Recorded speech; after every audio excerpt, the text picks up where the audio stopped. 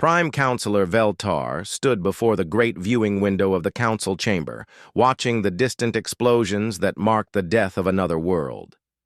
The Kelvin system burned in the darkness of space, its 3 billion inhabitants now. Serving a new master, the Hive Mind Consortium had claimed another prize. "How many ships did we lose this time?" Veltar asked without turning around. His aide, a young Corelian named Morzin, checked his datapad with shaking hands. 47 vessels, sir. The entire 3rd Defense Fleet." Morzin's voice cracked. "They didn't even slow down the consortium ships. Our weapons barely scratched their hulls." Veltar closed his eyes. 47 ships meant over 10,000 souls. Good Corelians who had volunteered to defend their people, now dead or worse. The consortium didn't just kill their enemies. They changed them. They turned them into something else, something that served the Hive. The council chamber doors opened behind him. Veltar heard the soft footsteps of the other council members as they took their seats. These were the leaders of 17 worlds, the brightest minds of Corelian civilization. They had built a society based on cooperation, understanding, and peaceful trade. They had created art that moved hearts and science that improved lives. None of that mattered now. "Honored counselors," Veltar said as he turned to face them. "We have reached the end of our options. The consortium has taken 12 of our outer colonies. Our defense fleets cannot stop them. Our diplomatic missions have failed. They do not negotiate. They do not listen. They only consume." The council members looked tired. They had been meeting for weeks trying to find a solution that didn't exist. Counselor Mertha, the eldest among them, spoke first. "What do you propose, Veltar? We have tried everything our laws allow. We have followed every protocol. We have honored every treaty." "That is the problem," Veltar replied. "We are fighting an enemy that does not care about our laws. They do not honor treaties. They do not follow protocols. We need help from those who might understand such enemies." The chamber fell silent. Everyone knew what he meant. The galaxy was full of civilizations, but most were like the Corelians. They were peaceful, diplomatic, and reasonable. They solved problems through discussion and compromise. They had built their societies to avoid conflict, not to win it. But there were rumors. Stories from the outer rim. Tales of species that had not learned to be civilized. Worlds where beings still fought each other over resources and territory. The galactic community usually avoided such places. They were considered backward, dangerous, and unstable. "You want to call for outside help?" Counselor Demrick said slowly. "You want to broadcast a distress signal to unknown species." "I want to send a message to everyone who might listen," Veltar said. "We have exhausted our resources. We have lost 12 worlds and 3 full defense fleets. The consortium will reach our core worlds within 6 months. We need military assistance from anyone willing to provide it." The debate that followed lasted for hours. Some council members worried about the diplomatic implications. Others feared what kind of help they might receive. The Outer Rim was known for its violent species. Bringing such beings into Corelian space could create new problems. But as the discussion continued, the reality became clear. The consortium was not going to stop. They had already proven that conventional warfare could not defeat them. Their ships were stronger, their weapons more powerful, and their soldiers felt no fear or pain. They were a perfect enemy for an imperfect galaxy. Finally, Counselor Mertha called for a vote. All in favor of authorizing a galaxy-wide distress. Beacon? 15 hands rose. Only 2 abstained. The message took 3 days to craft. Every word was checked and rechecked by the diplomatic staff. They wanted to ensure proper courtesy while making the urgency clear. The final text followed all established protocols for interstellar communication. To all civilized species within communication range, the message began. The Corelian Confederacy faces extinction at the hands of an aggressive force known as the Hive Mind Consortium. We formally request military assistance in exchange for territorial concessions and favorable trade agreements. We offer full diplomatic recognition and mutual defense treaties to any civilization willing to aid us in this crisis. Please respond through proper diplomatic channels. Time is of critical importance. The message was transmitted on all standard frequencies, translated into 47 languages, and broadcast toward every known civilization in the galaxy. Then, the Corelians waited. The responses came within days. 42 civilizations answered with the exact same diplomatic formula. They expressed sympathy for the Corelian situation. They offered to accept refugees from threatened worlds. They requested detailed information about proposed territorial concessions and trade agreements. They wanted formal negotiations conducted through proper channels. All of them would require months of discussion before any action could be taken. The Corelians filed each response according to protocol and began preparing the paperwork for formal negotiations. It was what civilized species did. The 43rd response was different. It came from a system not found in any diplomatic database. The coordinates placed it on the very edge of the galaxy, in a region marked as unexplored space. The message itself was shockingly brief and violated several basic rules of interstellar communication. Received your SOS. Cavalry's coming, hang tight. Terran Coalition Fleet Admiral Chen.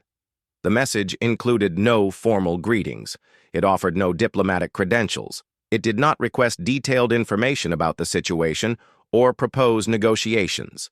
It simply stated that help was coming. Veltar stared at the message for a long time. Terran Coalition, he said to his aide. Do we have any records of this species? Morrison checked the diplomatic archives. Nothing, sir. The system coordinates don't match any known civilization. The language patterns are unfamiliar. Even the name Sarah Chen doesn't follow any recognized naming conventions. But they said help is coming, Veltar said. No negotiations. No requests for information, just help. Within hours, the Corelian long-range sensors detected something impossible. A fleet of ships was approaching from the direction of the unknown system. They were moving faster than any known vessel could travel without tearing itself apart. The energy signatures were unlike anything in the galactic database. How many ships? Veltar asked as he watched the sensor displays. 43. Vessels, sir. But the size readings don't make sense. Some of them are larger than our space stations, and they're maintaining that impossible speed even as they approach our system. The ships were also ignoring every established space lane and territorial boundary. They cut straight through 3 different sovereign systems without stopping for customs checks or border control.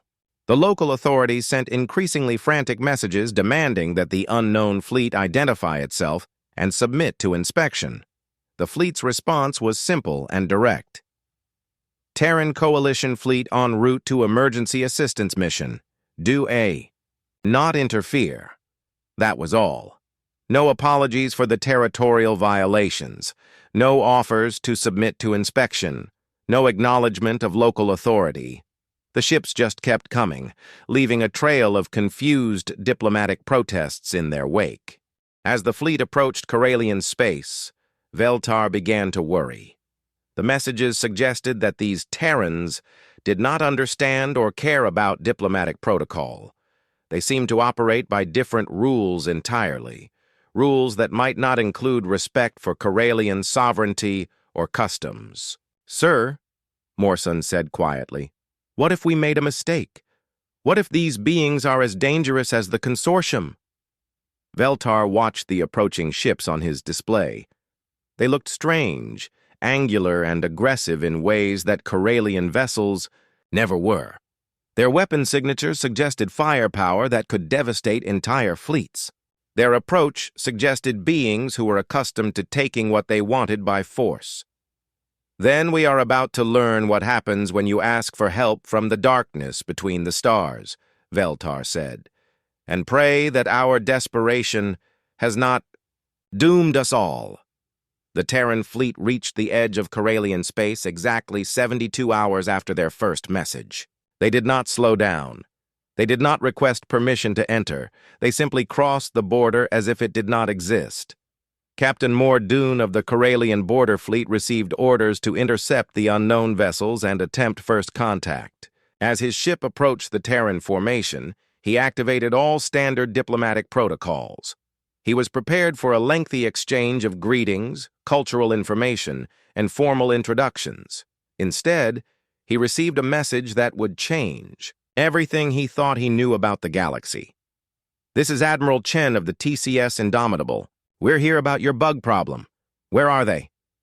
No formal greetings, no cultural exchange, no diplomatic courtesy. Just a simple question that treated the greatest crisis in Corelian history like a minor pest control issue. Mordoon tried to explain the proper procedures for first contact between civilizations. He offered to begin cultural exchange protocols and arrange formal meetings with the Council.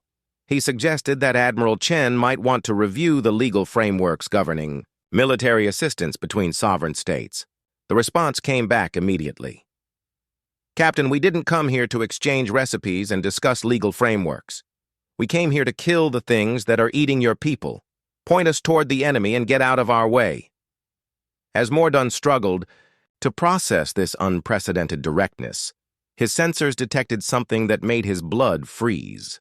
The consortium fleet had been detected approaching the Tyran system. They were moving to claim their 13th Corelian world. When he shared this information with the Terran fleet, their response was immediate and terrifying. "Copy that. We'll handle Tyran first, then work our way through their other positions. Try to keep up." The Terran ships accelerated toward the Tyran system at speeds that should have been impossible. They left the Corelian vessels far behind, racing toward a confrontation with an enemy that had destroyed everything sent against it. Veltar watched from the council chamber as the two fleets approached each other in the darkness of space. The consortium had never faced an enemy like these Terrans. The Corelians had never seen anyone willing to charge headfirst into certain death to help complete strangers. "What have we done?" whispered Counselor Mertha. "What we had to do," Veltar replied. "Now we see if our salvation comes with a price we can afford to pay." In the depths of space, two forces unlike anything the galaxy had ever seen prepared to meet in battle.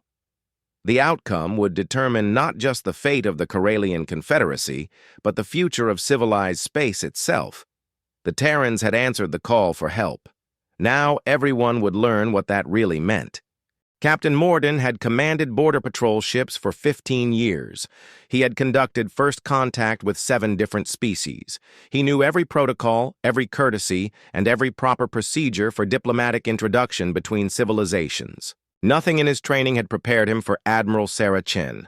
The Terran fleet had cut through 3 sovereign systems like they owned the entire galaxy. Local authorities were sending panicked messages about territorial violations and unauthorized transit.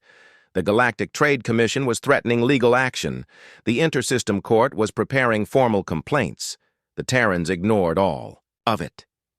"Admiral Chen," Mordoon said carefully as his ship matched pace with the massive Terran vessel, "I appreciate your willingness to assist us, but there are certain protocols we must follow. First contact between our species requires cultural exchange, translation verification, and formal recognition ceremonies."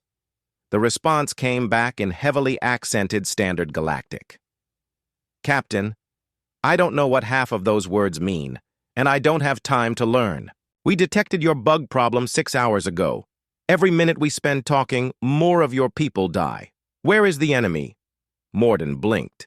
He had never heard anyone refer to the terrifying Hive Mind Consortium as a bug problem. The Consortium had destroyed entire civilizations. They had weapons that could crack moons and ships that regenerated damage faster than conventional weapons could inflict it. "The Consortium forces are currently occupying the Tyran system," he said. "But Admiral, you don't understand the scope of this threat. They have taken 12 of our worlds. Their ships are technologically superior to anything in this sector. Their soldiers cannot be reasoned with or defeated by conventional means." "Sounds like bugs to me," came the reply. Big, mean, space-eating bugs, but still bugs. We've dealt with worse. The casual confidence in that statement made Morden's head spin. What could possibly be worse than the consortium? What kind of enemies did these Terrans face in their own space that made the greatest threat in Corelian history seem ordinary? Admiral, perhaps we should coordinate our approach. The Corelian Navy has extensive intelligence on consortium tactics and capabilities. We could share battle plans and establish joint command structures. There was a pause. When Chen's voice came back, she sounded confused. Captain, are you asking me to have a committee meeting in the middle of a rescue mission? I'm suggesting proper military coordination between allied forces, Morden explained. Standard procedure requires... Captain, Chen interrupted, let me explain how Terrans handle rescue missions. Someone calls for help. We show up. We kill the bad guys. We go home. If you want to help, point us toward the enemy and stay out of our way. If you want to watch, try to keep up. If you want to have meetings, do it after we've solved your problem. The Terran fleet suddenly accelerated. Morden watched in amazement as the alien ships pushed past the theoretical maximum safe speed for in-system travel. Their hulls should have been torn apart by the gravitational stress. Their crews should have been crushed by the acceleration forces. Instead, they raced toward the Tyran system like they were late for dinner. Morden ordered his ships to follow at maximum safe speed. It took them 4 hours to reach the system. The Terrans had arrived 3 hours earlier. What Morden found when he emerged from hyperspace defied everything he knew about warfare. The Tyran system was in chaos. Consortium ships were scattered. Across 3 planets, their formations broken and confused. Several of their largest vessels were burning in high orbit. Others were fleeing toward the system's edge at full speed. In the middle of it all, Terran ships were conducting what could only be described as atmospheric combat. They were actually flying through planetary atmospheres, engaging consortium forces in the skies above populated cities. This is impossible, Morden whispered. No civilized species conducts warfare inside planetary atmospheres. The risk to civilian populations is unacceptable. His communications officer looked up from her console. Sir, we're receiving a transmission. From Admiral Chen. Admiral, what are you doing? Morden asked when the channel opened. You're fighting inside the atmosphere of an inhabited world. We're cleaning house, Chen replied. The background noise suggested she was in the middle of active combat. Your bugs set up shop in populated areas. If we stay in orbit and bombard them from space, we'll kill more civilians than enemies. So we came down here to do this the hard way. But the risk to your ships is our problem to worry about. We've got 3 cities cleared and the bugs are pulling back to defensive positions. Should have this wrapped up in a couple hours. A couple hours. The consortium had held the Terran system for 3 months. The Corelian Navy had lost 2 full battle groups trying to reclaim it. The Terrans were treating it like a minor cleanup. Operation. Admiral, Morden said carefully. The consortium forces on Tyran include approximately 50,000 combat units and 12 capital ships. They have fortified positions throughout the major population centers. Our analysis suggests that retaking the system would require us to stop talking and start shooting, Chen interrupted. Captain, I know you mean well, but you're overthinking this. They're bugs. We kill bugs. It's not complicated. Through his tactical display, Morden watched Terran fighters streak through the atmosphere of Tyran Prime. They moved in patterns that seemed random, but were devastatingly effective. Consortium positions that had withstood months of siege warfare were falling in minutes. The Terran weapons were unlike anything in the galactic database. Instead of the precise minimal damage systems preferred by civilized species, they seemed designed to eliminate targets as thoroughly as possible. When a Terran weapon hit a consortium position, there was nothing left to analyze. Sir, his weapons officer reported, the Terrans are requesting target identification for remaining consortium strongholds. Tell them that Consortium Command has established primary control centers in the capital city's government district, Mordun said, but warn them that there are approximately 2 million civilians in that area. The response came back immediately. Understood. Switching to precision urban warfare protocols. Keep your ships back. This is about to get loud. What followed was the most precise military operation Mordun had ever witnessed. Terran ground forces materialized throughout the capital city using some kind of teleportation technology. They moved with deadly efficiency, engaging consortium units while avoiding civilian areas with surgical precision. The strange part was their equipment. Every Terran soldier seemed to carry enough firepower to level a city block, but they used it with restraint that bordered on the artistic. They could destroy a consortium bunker without damaging the civilian shelter next to it. They could eliminate an enemy patrol without harming the refugees it was hurting. How are they doing that? Mordun's tactical officer asked in amazement. I don't know, Mordun admitted. Their weapons technology appears to be designed for maximum destruction, but they're using it with incredible precision. It's like watching someone perform surgery with a nuclear warhead. The battle for Tyran Prime lasted 6 hours. When it was over, the consortium forces had been completely eliminated. Not defeated, not driven back, but eliminated. There was no sign that they had ever occupied the system. The Terran fleet regrouped in high orbit. Admiral Chen's voice came over the communication system, casual as if she had just finished a routine training exercise. Tyran system secured. Civilian casualties minimal. We're detecting consortium forces in the Kelvin system and 3 other locations. Which one do you want us to hit next? Mordun stared at his tactical display. In 6 hours, the Terrans had accomplished what the Corelian Navy couldn't do in 6 months.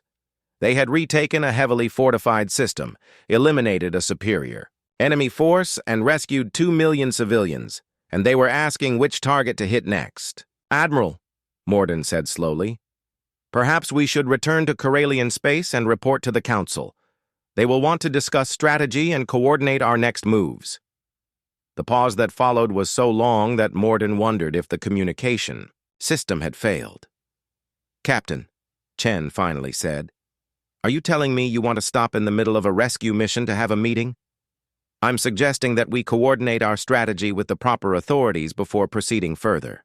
Another pause. This one was filled with background voices speaking in rapid Terran dialect. Captain, let me ask you something, Chen said. How many more of your worlds are under attack right now? 4 systems are currently occupied by consortium forces, Mordun admitted. And while we're flying back to have meetings with your council, how many more people are going to die in those systems? Mordun didn't want to answer that question. Here's what's going to happen, Chen continued. We're going to hit every consortium position in your space until they're all gone. If your council wants to discuss strategy, they can do it after their people are safe. If you want to help, keep up. If you want to file reports, do it later. The Terran fleet was already moving toward the Kelvin system. Mordun watched them go, realizing that he was witnessing something unprecedented in galactic history. These Terrans didn't fight wars. They didn't conduct campaigns. They didn't follow doctrine or strategy or protocol. They just fixed problems, quickly, efficiently, and with absolutely no regard for proper procedure. As his ships struggled to match the Terran fleet's impossible speed, Mordun began to understand why the galaxy had never encountered this species before. They probably spent most of their time trying to avoid the rest of civilized space. The rest of civilized space was too slow for them. Prime Counselor Veltar had been watching the tactical displays for 12 hours straight. What he was seeing made no sense according to every military principle he had ever learned. The Terrans had retaken 4 Corelian systems in 2 days. 2 days. The Corelian Navy had spent months trying to reclaim just one of those systems. The consortium forces that had seemed unstoppable were being swept aside like debris before a storm, but the methods the Terrans used horrified him almost as much as they impressed him. "Show me the Kelvin engagement again," Veltar said to his Aid. The tactical display filled with the record of the Terran assault on the Kelvin system. Morsoon highlighted the critical moments as they played out in three-dimensional glory. "Here," Morsoon said, pointing to the display. "The Terrans detect consortium defensive positions around the gas mining platform. Standard military doctrine would call for a siege to starve them out or precision bombardment to minimize infrastructure damage. And what did they do instead?" Veltar asked, though he already knew the answer. "They destroyed the entire platform," Morsoon said quietly. "The mining complex, the orbital docks, the processing facilities, all of it, gone in 15 minutes. Veltar watched the recording of massive Terran weapons reducing a facility that had taken decades to build into expanding clouds of superheated gas. The destruction was so complete that forensic teams would need years to determine what had been destroyed. They eliminated the enemy positions," Veltar said slowly, "but they also eliminated everything the enemy might have wanted to capture." "Yes, sir." When Admiral Chen was asked about the economic impact of losing the mining platform, her response was, Morsoon checked his notes. Quote, "Better to have no platform than a platform full of brain-eating space bugs." End quote. The door to the council chamber opened. Captain Morden entered, looking like he hadn't slept in days. His uniform was wrinkled, and his expression suggested a man who had seen things that challenged his understanding of reality. "Captain," Veltar said, "please tell me you have better news from your coordination efforts with the Terran fleet." Morden took his seat with the careful movements of someone who was very tired. "Sir, I'm not sure the word coordination applies to what the Terrans are doing. They don't coordinate, they don't consult, they don't plan, they just act." "Explain," Veltar said. "Yesterday, we detected consortium forces establishing a forward base in the asteroid belt of the Vega system. Standard protocol would be to conduct reconnaissance, analyze their defensive capabilities, and develop an appropriate response strategy. And the Terrans? They sent a single ship to eliminate the entire asteroid belt," Morden said. "The entire belt, sir. 17,000 asteroids, including the ones that had no consortium presence whatsoever." Veltar felt a headache beginning behind his eyes. They destroyed an entire asteroid belt to eliminate one enemy base? Admiral Chen's explanation was that asteroids make good hiding places for enemies, so it was better to remove the hiding places entirely. She also mentioned something about making sure the problem stays solved. The council chamber fell silent. Outside the great windows, the stars seemed dimmer than usual. Or perhaps it was just Veltar's mood. "How many consortium positions remain in our space?" he asked. "According to the latest reports, none," Morden said. "The Terrans finished their sweep of our territory 6 hours ago. Every consortium ship has been destroyed or driven from Corelian space." That should have been wonderful news. The greatest threat in Corelian history had been eliminated in less than a week. Their people were safe. Their worlds were free. So why did Veltar feel like they had traded one nightmare for another? "The Terrans have requested a meeting," Morden continued. "Admiral Chen wants to discuss what she calls cleanup operations and making sure this doesn't happen again." "Schedule the meeting for tomorrow morning," Veltar said. "Use conference room 7. Make sure we have proper refreshments prepared and—" "Sir," Morden interrupted gently, "the meeting is scheduled for 1 hour from now, aboard the Terran flagship. Admiral Chen said she doesn't have time for formal diplomatic proceedings." Of course she did. The Terrans seemed to have a positive allergy to anything resembling proper procedure. 1 hour later, Veltar found himself aboard a Terran warship that looked like it had been designed by someone who considered subtlety a character flaw. Everything was larger, louder, and more heavily armored than necessary. The corridors were wide enough to drive vehicles through. The weapons displays suggested enough firepower to sterilize small moons. Admiral Chen met them in what she called a briefing room, but which looked more like a military command center. She was a compact woman with steel gray hair and the kind of steady gaze that suggested she had seen terrible things and decided to do something about them. "Counselor Veltar," she said, extending a hand in what Veltar recognized as a Terran greeting gesture. "Thank you for coming. We need to talk about next steps." Veltar accepted the handshake, noting that Chen's grip could probably crush steel. "Admiral, on behalf of the Corelian people, I want to express our gratitude for your assistance. Your intervention saved countless lives." "You're welcome," Chen said simply. "Now let's talk about making sure this doesn't happen again."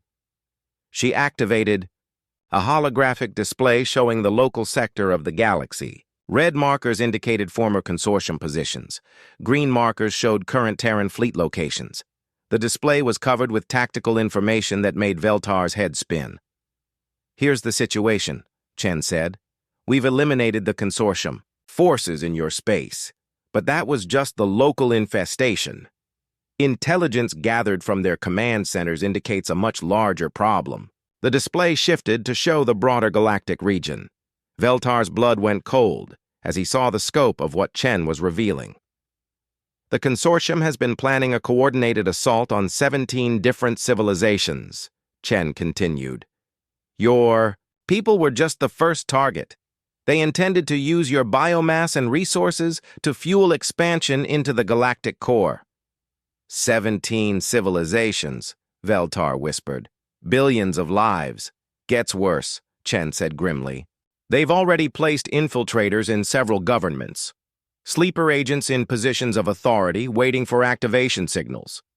Some of the civilizations that refuse to help you, they're already compromised."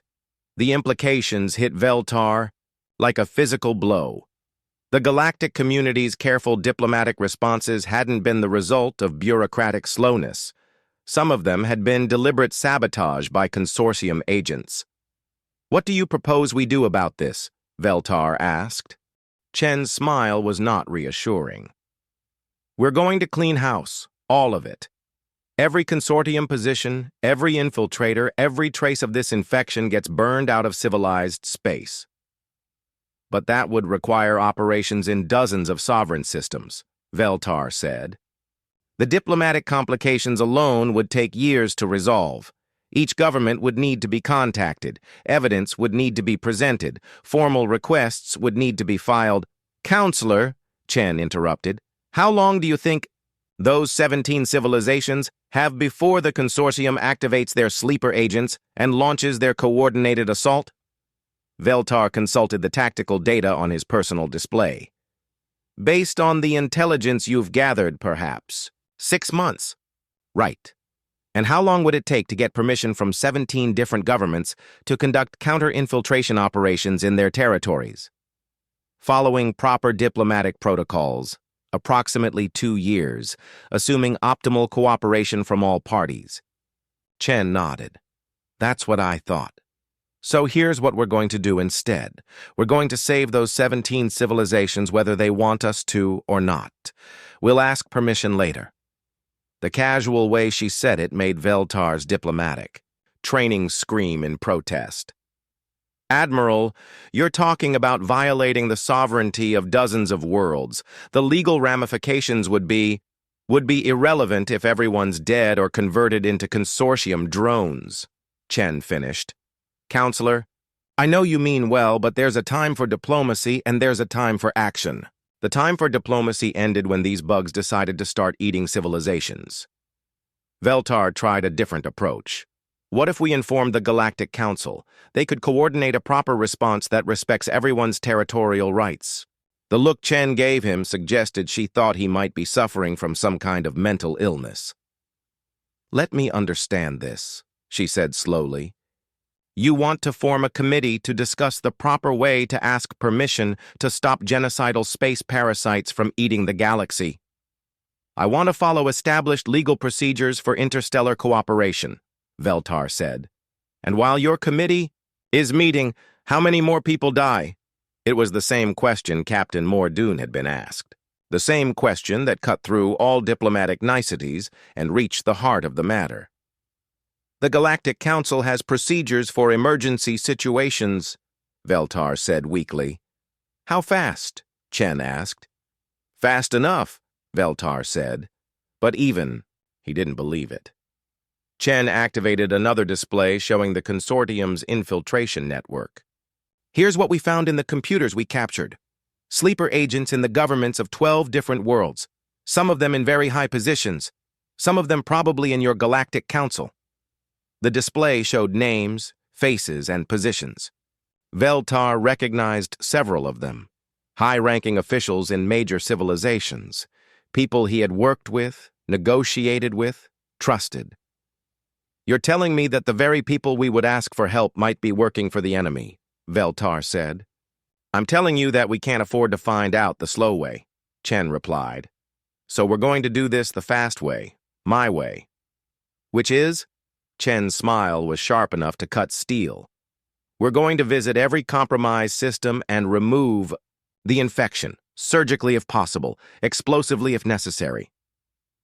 And if the local governments object, they can file a complaint after we've saved their people. Veltar stared at the tactical displays, trying to process what he was being told. The Terrans were planning to conduct military operations across dozens of systems without permission, authorization, or legal justification. They were going to violate every law of interstellar relations, and they were probably right to do it. How can I help? Veltar heard himself say. Chen's expression softened slightly. You can make sure your people understand what's coming, and you can help us identify which of your allies might actually be allies. As Veltar prepared to leave the Terran flagship, he realized that he was about to become an accessory to the largest violation of galactic law in recorded history. He was also about to help save billions of lives. Sometimes, he reflected, doing the right thing was more important than doing things right. The Terran operation to cleanse 17 star systems began at exactly 0800 Galactic Standard Time on a Tuesday. By Thursday evening, the diplomatic community was in complete chaos. Prime Counselor Veltar sat in his office, trying to process the flood of angry messages pouring in from across the galaxy. Government officials demanding explanations, legal authorities threatening prosecution, trade commissions filing formal complaints, all because the Terrans had done exactly what they said they would do. Sir, Morsun said, as he entered with another stack of diplomatic protests. We've received formal objections from 37 different civilizations. They're demanding that we recall the Terran fleet and submit to interstellar arbitration. What's the status of the Terran operations? Veltar asked. They've completed counter-infiltration procedures in 9 systems so far, Morsun reported. The results are comprehensive. Veltar had learned that when his aide used the word comprehensive regarding Terran operations, it meant something had been eliminated so thoroughly that investigation teams would need archaeological equipment to figure out what had happened. Show me the Altair incident, Veltar said. The tactical display filled with the record of the Terran operation in the Altair system. It had been their third target, a peaceful trading hub with a government that prided itself on diplomatic sophistication. The Altarians had responded to the Terran arrival with a masterpiece of bureaucratic procedure. They demanded that the Terrans submit to customs inspection. They required formal diplomatic credentials. They insisted on following established protocols for foreign military vessels in sovereign space. The Terrans had listened to all of this, with the patience of adults humoring children. Then Admiral Chen had explained that they were there to remove consortium infiltrators from the Altarian government. The Altarian response had been predictably outraged. They demanded evidence. They required formal accusations to be filed through proper legal channels. They insisted that any investigation must be conducted by Altarian authorities according to Altarian law. And how did the Terrans respond? Veltar asked, though he already knew. Admiral Chen informed them that they could either cooperate with Terran security screening or watch their government get screened the hard way, Morsun said. The Altarians chose to file legal objections. The display showed what happened next. Terran specialists had materialized throughout the Altarian capital using their mysterious teleportation technology. They had conducted what they called aggressive security screening on every government official above a certain rank. The screening process involved devices that Veltar didn't understand, but which apparently could detect consortium neural implants with perfect accuracy. The screened officials were divided into two groups: uninfected government workers and consortium infiltrators. The infiltrators were eliminated immediately, not captured, not detained for questioning, not processed through legal systems. Simply eliminated with the kind of thorough efficiency that made Veltar's diplomatic training weep. How many consortium agents did they find in the Altarian government? Veltar asked. 47, Morson said quietly. Including the Deputy Prime, Minister and the Chief of Intelligence. 47 hidden enemies in a government that had seemed completely normal. Infiltrators who had been positioned to cripple Altarian defenses when the consortium launched their coordinated assault. The Altarians were now sending messages of grudging gratitude mixed with formal protests about violation of sovereignty. They were alive and free, but their legal sensibilities had been deeply wounded. "Sir," Morson continued, "we're also receiving reports from the Vegan Collective. They're less happy than the Altarians." The Vegan system had been different. When the Terrans arrived and announced their intention to screen for infiltrators, the Vegan government had demanded a formal hearing before the Galactic Court of Justice. They had filed injunctions. They had threatened to declare the Terran fleet an invading force. The Terrans had responded by conducting their screening operation anyway. "The Vegans are claiming the Terrans violated their constitutional rights," Morson said. "They want the Terrans arrested and tried for crimes against galactic law." "How many infiltrators did the Terrans find?" Veltar asked. 134, Morson replied, including the Chief Justice who was demanding the formal hearing. Veltar rubbed his temples. The Terrans had found consortium agents in positions where they could have paralyzed the Vegan legal system, destroyed their defensive capabilities, and delivered their entire population to the enemy. The Vegans should have been grateful. Instead, they were demanding that their saviors be prosecuted for saving them. "What's Admiral Chen's response to these complaints?" Veltar asked. Morson checked his files. Quote, "They can file all the complaints they want. Live people can always file complaints. Dead people can't." End quote. The door chimed. Captain Morden entered, carrying a datapad that he handled like it contained dangerous explosives. "Sir," he said carefully, "we've received a priority message from the Galactic Council. They're demanding an immediate conference to discuss the Terran situation." "What kind of conference?" Veltar asked. "The kind where they formally condemn our alliance with the Terrans and demand that we cooperate with their arrest," Morden said. The message was signed by representatives from 43 member civilizations. Veltar stared out his window at the stars. Somewhere out there, the Terrans were continuing their impossible mission. They were violating laws, offending sensibilities, and ignoring protests while methodically saving civilizations that didn't want to be saved in such an undignified manner. "How many systems have they cleansed so far?" he asked. 11, Morden reported. 6 more to go. They estimate completion within 48 hours. And casualties? Among the infiltrators, 100%. Among innocent civilians, 0. That was the thing that made all the diplomatic complaints seem petty. The Terrans were conducting surgical removal of a cancer that had spread throughout galactic civilization. They were saving billions of lives. And they were doing it without harming a single innocent person. But they were doing it without permission, without legal authority, and without regard for proper procedure.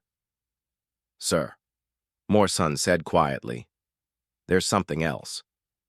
We've been analyzing the intelligence the Terrans gathered from consortium computers.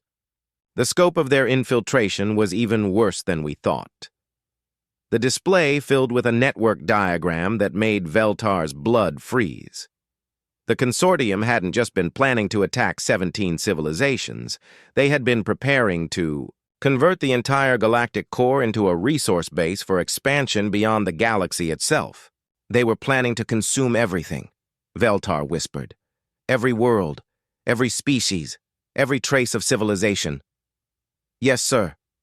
And according to the timeline we recovered, the coordinated assault was scheduled to begin in 3 months.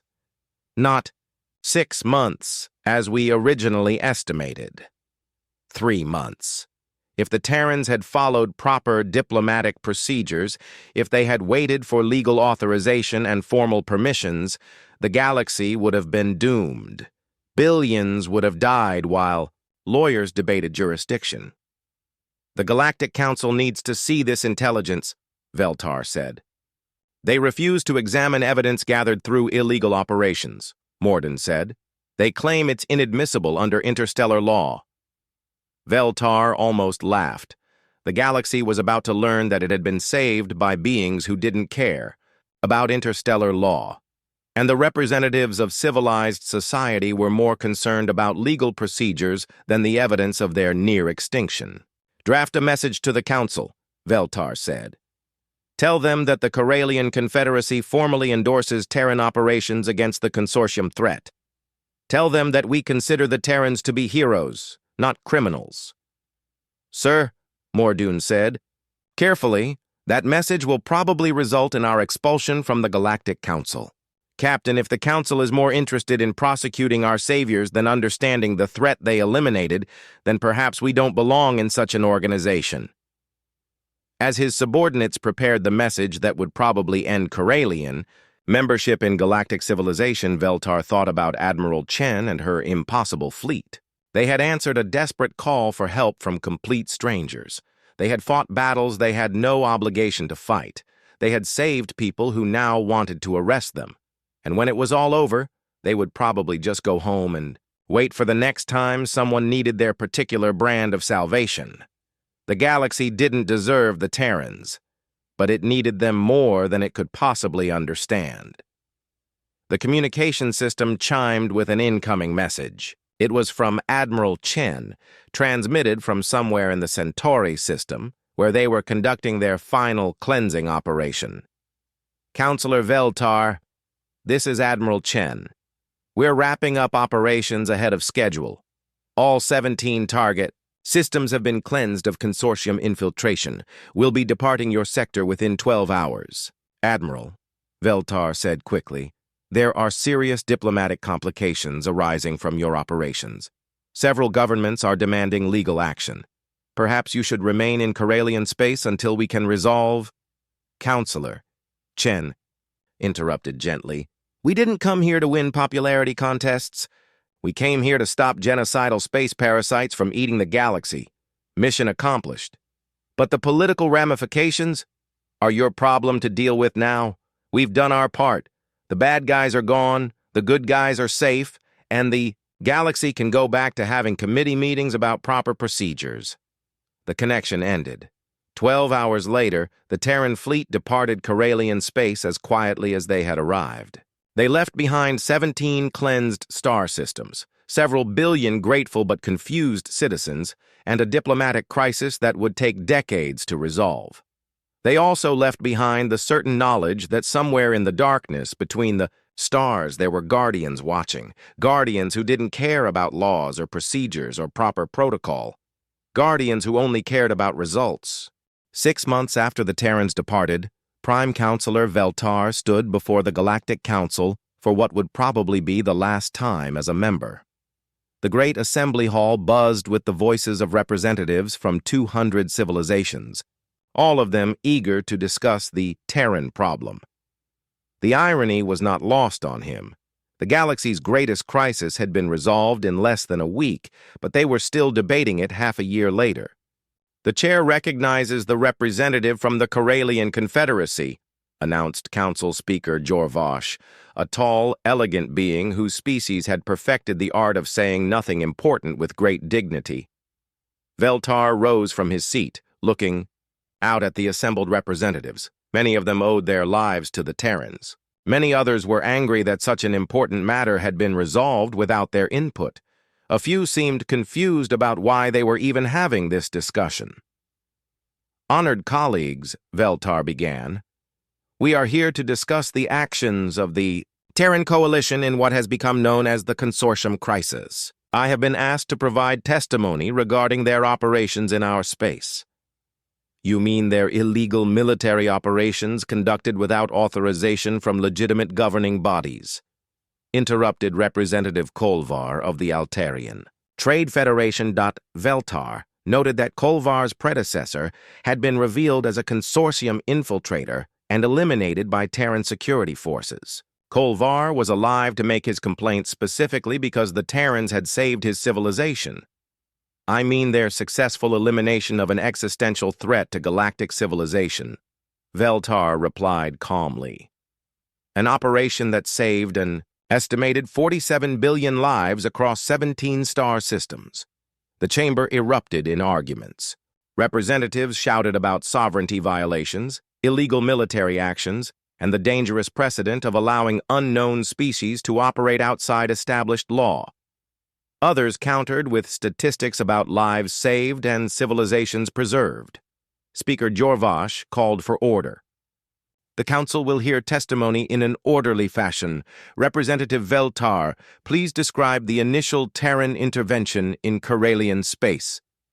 Veltar activated the holographic display at the center of the chamber. It showed the tactical situation as it had existed during the crisis. 12 Corelian worlds under consortium occupation, defense fleets destroyed, millions of civilians converted into consortium drones. "The situation was hopeless," Veltar said simply. "Our military forces had been defeated. Our diplomatic appeals had been ignored or delayed by bureaucratic procedures. We were facing extinction as a species. So you chose to violate established protocols for interstellar assistance," Representative Morketh of the Vegan Collective said accusingly. "We chose to survive," Veltar replied. "We sent a distress call to anyone who might help us. The Terrans were the only ones who answered with action instead of paperwork." The display shifted to show the Terran intervention. The impossible speed of their ships, the devastating efficiency of their weapons, the complete elimination of consortium forces in less than a week. "They didn't just help us," Veltar continued. "They discovered that the consortium threat was far greater than anyone realized. They found evidence of infiltration throughout galactic civilization. They identified a coordinated assault that would have consumed every inhabited world in the core systems. Evidence gathered through illegal operations," Representative Zextar of the Judicial Council pointed out. "Evidence that cannot be admitted in any legitimate legal proceeding." Veltar stared at the judicial representative. "Representative Zextar, your predecessor was identified as a consortium infiltrator. The Terrans eliminated him along with 36 other infiltrators in your government. You hold your position today because they violated your legal procedures." The chamber fell silent. It was a truth that many representatives didn't want to acknowledge. They owed their lives, their positions, and their civilizations to beings who had ignored every law they held sacred. "The question before this council," Veltar continued, "is not whether the Terrans followed proper procedures. The question is whether we can create procedures that are capable of responding to existential threats." "What do you mean?" Speaker Jorvash asked.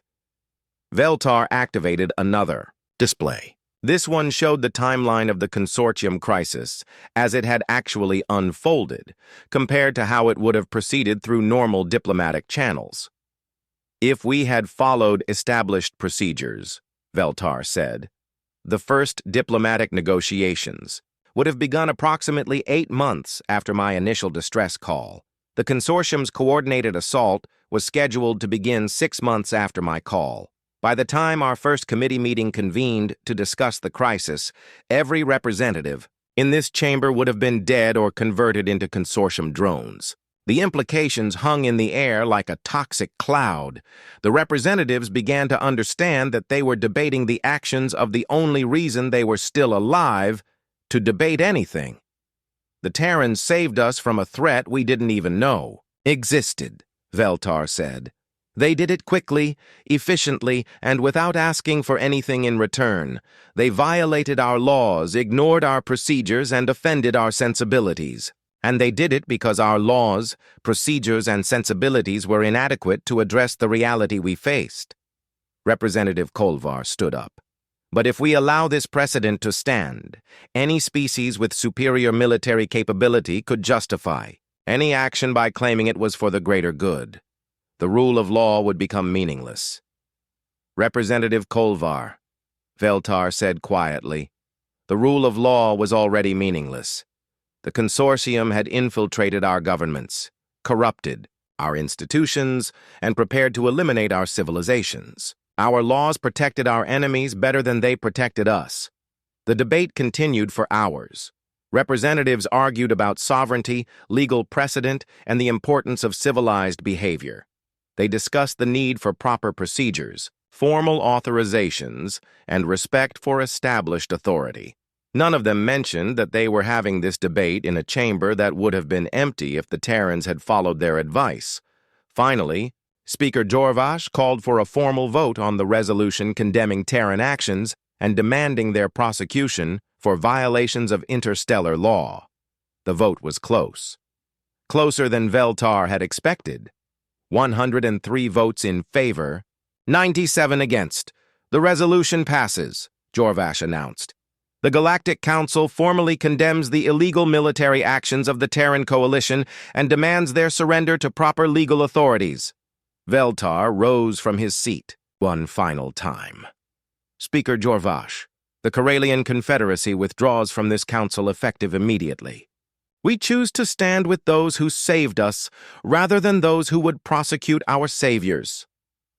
The chamber erupted in chaos as Veltar walked toward the exit. Behind him, he could hear other representatives rising to speak. Some were expressing outrage at his decision.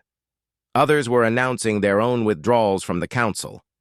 By the time he reached his ship, 17 civilizations had withdrawn from the Galactic Council in protest of the resolution. 3 months later, Veltar received a message from Admiral Chen. It was transmitted from the edge of Terran space, where the human fleet had returned to whatever they did when they weren't saving civilizations. Counselor Veltar, the message began, we heard about the council vote. Sorry about the diplomatic complications, but we figured you could handle the political stuff better than we could handle letting 47 billion people get eaten by space bugs. The message continued with typical Terran directness. We're attaching coordinates for a communication relay in neutral space. If you ever need help with something that your committees can't handle, send us a message. We'll see what we can do. Also, the message concluded, tell your people that the galaxy is a dangerous place. There are worse things than the consortium out there. If they want to stay safe, they need to get better at dealing with threats that don't follow the rules. We can't always be around to clean up the mess. The message ended with coordinates for the communication relay and a simple signature. Stay safe. Admiral Sarah Chen, Terran Coalition. Veltar stared at the message for a long time. The Terrans had saved the galaxy, endured condemnation from the very people they had rescued, and then offered to help again if needed. They didn't want territory, resources, or recognition. They just wanted civilized space to be able to defend itself. He drafted a response to Admiral Chen, thanking her and her people for their sacrifice. He assured her that the civilizations that had withdrawn from the council were working to create new institutions that could respond to real threats with real solutions. He also included a personal note. Admiral, you asked us to tell our people that the galaxy is dangerous. I will do that. But I will also tell them that somewhere in the darkness between the stars, there are guardians watching. Guardians who come when called, fight when needed, and ask for nothing in return except that we try to be worthy of their protection. The response came back within hours. It was even briefer than Chen's usual messages. Counselor, we're not guardians. We're just neighbors who don't like bullies. Take care of yourselves. Chen, As Veltar prepared to return to Corelian space, he reflected on the strangest 6 months of his diplomatic career. The galaxy had been saved by beings who didn't understand diplomacy, didn't respect sovereignty, and didn't follow rules. The same beings who had taught civilized space the most important lesson it had ever learned. Sometimes the only way to preserve civilization is to act without civilized restraint. Somewhere in the Outer Rim, the Terrans were probably preparing for the next crisis that would require their particular talents. They would come when called, fight when needed, and disappear when the job was done. And the galaxy would be safer for their existence, even if it never learned to appreciate their methods. Years later, when historians wrote about the consortium crisis, they would struggle to categorize the Terran intervention. It didn't fit any established model of interstellar relations. It violated every principle of civilized warfare. It ignored every law of diplomatic conduct. It had also saved everything worth saving. The final entry in the official record was written by Veltar himself in his capacity as the first president of the Free Systems Alliance, the organization formed by the civilizations that had withdrawn from the Galactic Council. The Terrans showed us that the greatest act of civilization is knowing when to abandon civilized behavior. They taught us that rules exist to protect the innocent, and when rules fail in that purpose, they become obstacles to justice rather than instruments of it. We condemn their methods. We celebrate their results. We pray we never need them again. We hope they will come if we do. In a galaxy full of civilized beings who debate endlessly about the proper way to do things, the Terrans are the uncivilized beings who simply do what needs to be done. May the stars preserve them. May we never deserve them. May they always answer when called. The record ended with a simple addendum. Communication relay coordinates attached for emergency use only. In the years that followed, the relay was activated 7 times. Each time, the Terrans came. Each time, they fixed the problem with methods that horrified civilized observers and results that saved civilized lives. Each time, they went home without asking for anything except that the galaxy try to be better prepared for the next crisis. The galaxy was learning. Slowly, reluctantly, and with much complaining about the violation of proper procedures, but learning nonetheless. And somewhere in the darkness between the stars, the Terrans waited patiently for the next time someone would need their help. They were ready.